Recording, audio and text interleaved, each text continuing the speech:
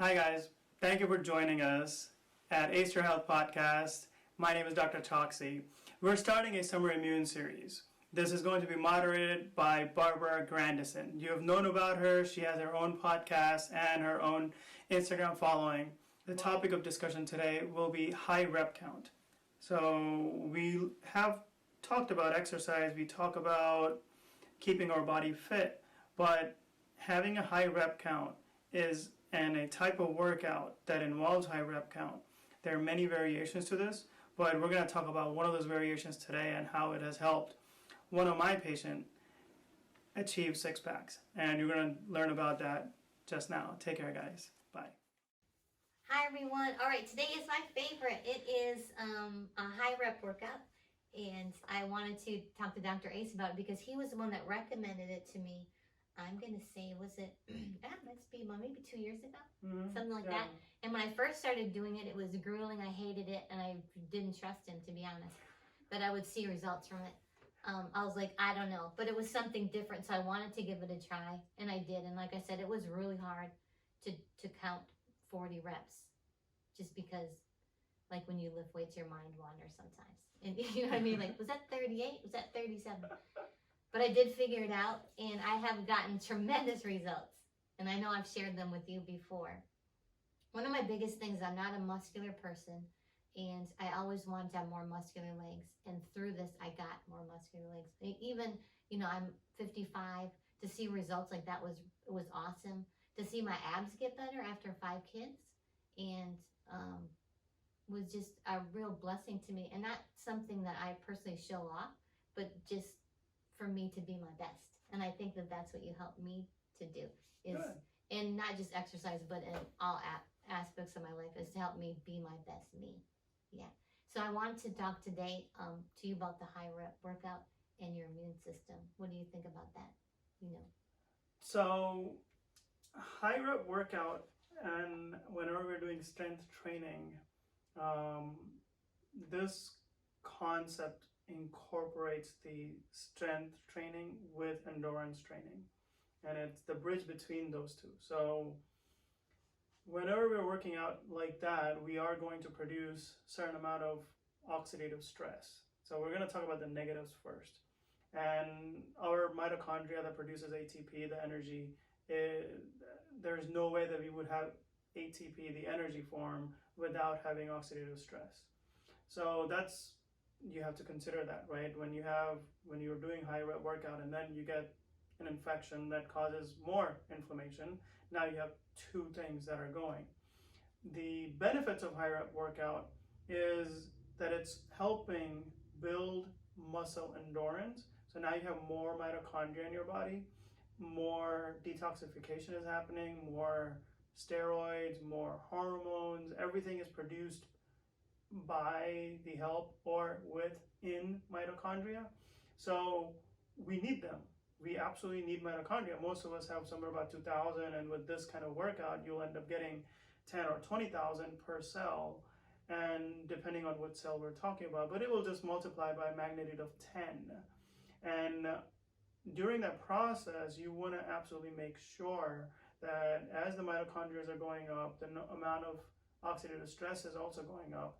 You are doing the diet portion, because that's the key to decreasing oxidative stress. And having a plant-based diet, having less omega-6, without omega-6s, that will help boost the mitochondrial functions. Now, when they're boosted, it allows your body to form new blood vessels. And it helps them dilate. So you will always see that whenever people are working out, their blood vessels start dilating. The blood vessels like pop out of your body. That's because they're dilating. Don't, yeah. No, I just you know how it is. I want mine too. But Go ahead. You need to work out more.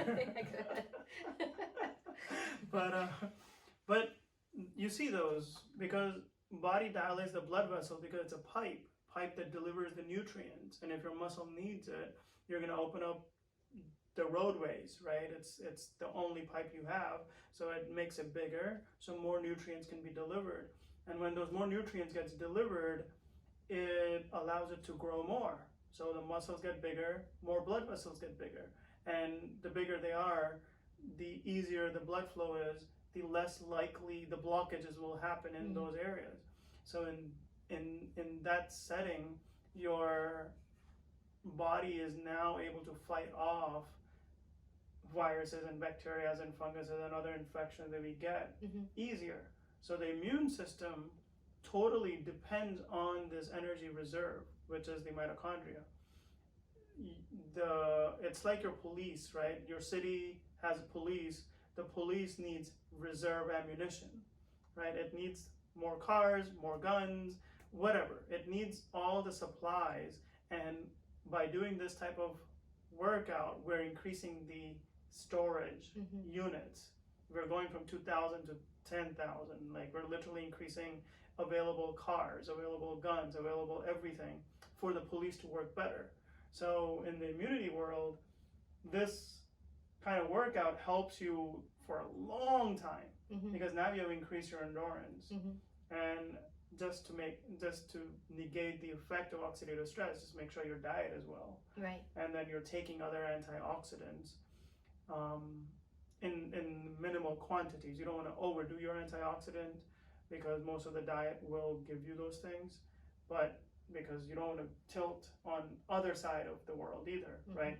Balance. On one side you're too oxidative stress, on another side you're too antioxidant. Yeah.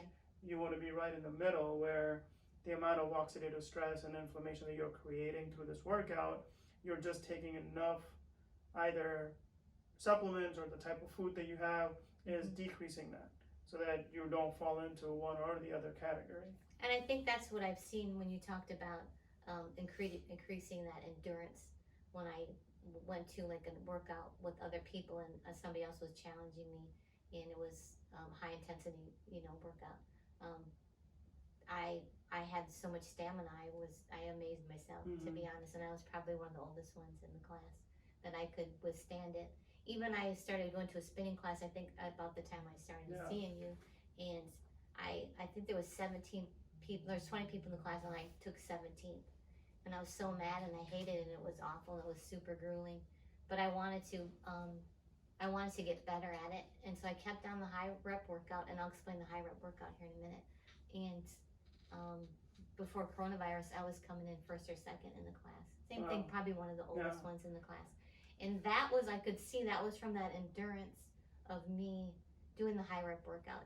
So one of the things about that high rep workout is you also want to take into consideration your tendons, because if you're filled with glyphosates and pesticides and whatever chemicals, glyphosate may be just one of them, a lot of organophosphates, whatever else that we're breathing in, perfumes, those things go into your tendons.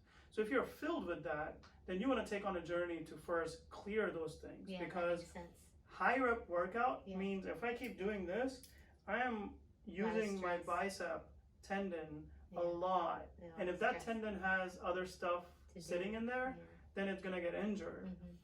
So doing a high rep workout, but doing it super slow, that's another key. That's another key thing. Instead of somebody jumping in and doing this high rep workout. Yeah, because we're used to doing 1, 2, 3, 10, and then when I say to people, oh, do 40, they're going at the same speed and trying to do 40 at that same speed, so like 1 rep per second or 1 rep per every 2 seconds. That's too fast, right? Like we want to go just slow, but it will take time. It will stress your endurance, but it's not going to stress your tendons out. And that's something that I learned after having my own tendon injury. So now she didn't even know that, right? Like I didn't even tell her that. Yeah, you did after a while. After a while, I told you that, right? Yeah. But that's what happened to me, right? I had different tendon injuries in my shoulders just because of doing too much too fast. And when we do too much too fast, our brain isn't even focused on that actual workout. If you do slowly, then you really have to focus. Like your brain has to connect with your muscles to activate the muscle fiber and the contraction. So when you're really doing it and going, it may take you 3 minutes to do 40, instead of 1 minute to do 40. Yeah, it's intense. But that is intense. Like it is, and lasting you have for to 3 just minutes. do that because I used to do when I lifted. I would listen to Hebrew because I study Hebrew, and I would, recite the Hebrew when they would talk. And I can't. I have to just.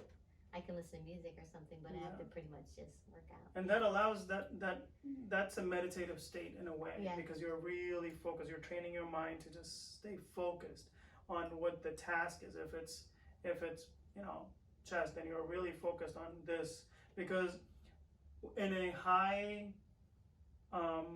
intensity game, when the stakes are on the line, every little brain to muscle connection matters. And when you're talking about Michael Phelps or these guys that beat the buzzer by 0.003 seconds, every little contraction matters. Right. And that contraction, the muscle fiber, the activation is totally dependent on how you practice with focus. If he never practiced with that focus, every stroke that he had, it wouldn't work. So listening to music, listening to alpha, beta, theta, delta waves, different things is important. But if you're listening to something else that is also really important to you, sometimes if you're doing a professional training and trying to get into professional world, then I would say don't do that. Right? In a normal world, you can. Yeah, which is true. And I think what's good about the high rep workout is it really makes you focus on the finish line as well, because you're putting yourself through it. It's not a quick turnaround kind of a thing. It's a long term thing to focus on. So when they say when you go for a run, and I love to run, but I can talk myself out of a run too, because you can be like, wow, it's hot. Wow, there's a hill. Wow, I'm thirsty. Wow, I should get home and do this. And I can literally talk myself out of it. But they say, picture yourself finishing, at the finish line of this. And I feel like the high rep workout is a lot like that.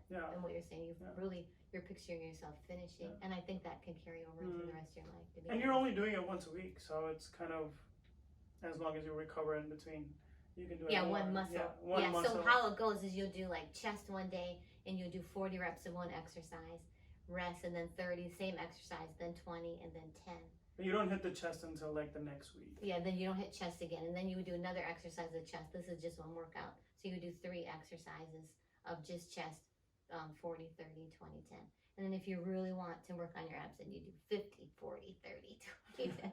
And I feel like he was like, oh, you want good abs? Do this. Let's see if she does that. Yeah. Did you? Yeah. I used to do it. Did you? I haven't done it recently, but I mean, this last 3-4 months, I haven't done a lot of. Yeah, it's hard because you don't go to the gym, but. Gym was closed, and it was just a little difficult to just do everything at home while I'm working 14 hours a day. So but that's how I started back in the day. Back in the day? Okay, was it just telling me to do that?